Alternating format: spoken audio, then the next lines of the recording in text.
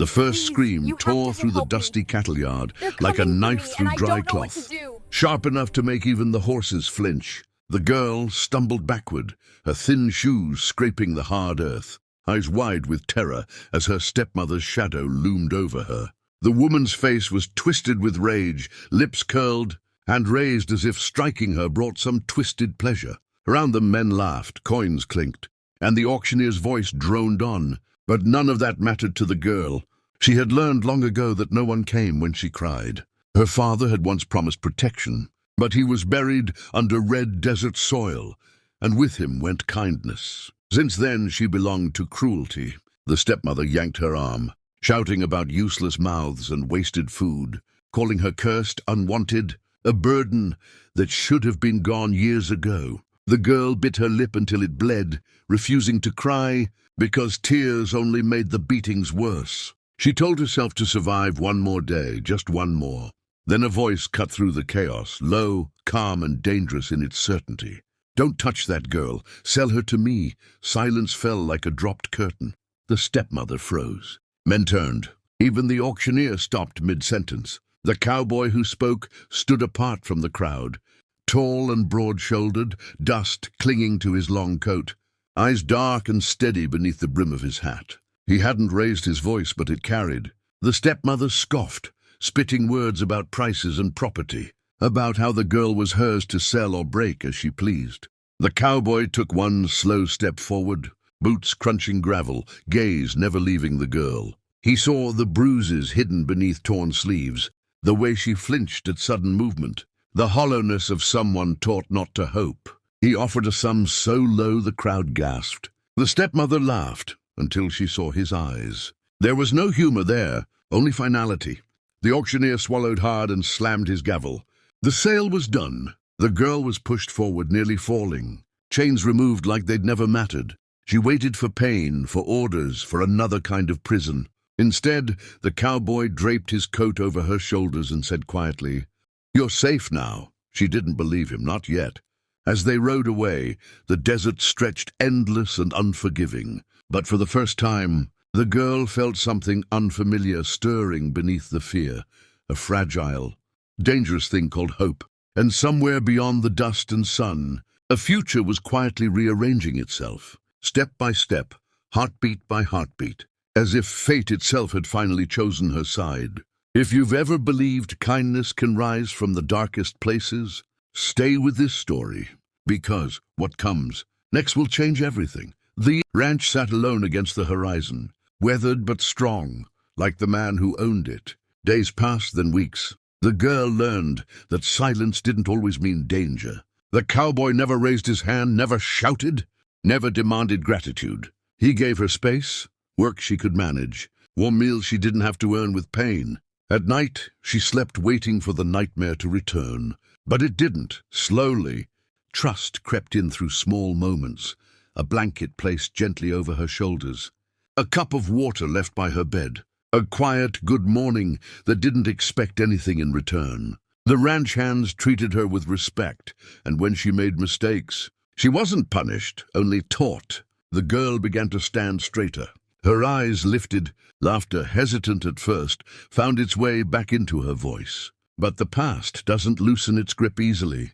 One afternoon, the stepmother arrived, drunk on rage and entitlement, screaming about stolen property.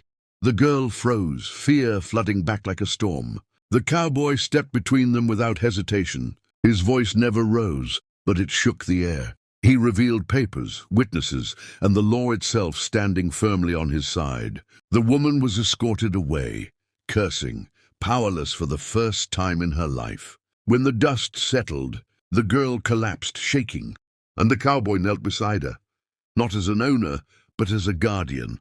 "No one owns you," he said. "You choose who you become." Years passed. The girl grew into a woman strong enough to face her past without flinching, kind without being weak, brave without bitterness. She learned the truth. The cowboy had lost a daughter once, and when he saw her that day, broken and unwanted, he refused to let the world take another child from him. On the day she chose her own path, she hugged him, tears finally falling freely, and called him family. Not bought, not sold, chosen. and as the sun set over the ranch, painting the sky in gold and fire, the story closed not with revenge, but with redemption, proof that one moment of courage can rewrite a lifetime of pain. If this story moved you, if you believe even one act of kindness can change a destiny, don't forget to subscribe to the channel, because more powerful stories like this are waiting for you. Stories of hope, justice, and hearts that refuse to break. The past never truly stays buried. It waits for the moment you stand tall enough to face it. The woman who had once been the frightened girl now rode back toward the town she had escaped, dust curling behind her horse like a memory refusing to let go. She wasn't running anymore. She wasn't hiding. The cowboy watched from the ranch gate as she went, pride and worry mixing in his eyes, because he knew this journey wasn't about revenge, it was about closure. Word had spread through the territory of the rancher who bought a girl to save her life, and of the woman she had become, steady, capable, unafraid to meet another's gaze. In town, the same streets whispered old insults, but they no longer cut. People stared, some in shame, some in awe. When she stood before the courthouse, the stepmother's name etched into records of cruelty and fraud. She didn't shake. She told her story, plainly without tears or fury, letting the truth do the work. Witnesses spoke. Papers were signed.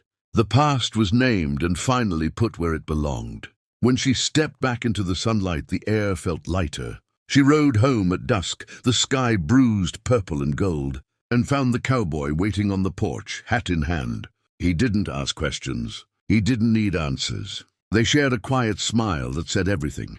That night, the ranch gathered, hands, neighbors, travelers passing through, and laughter filled the yard. Music rose.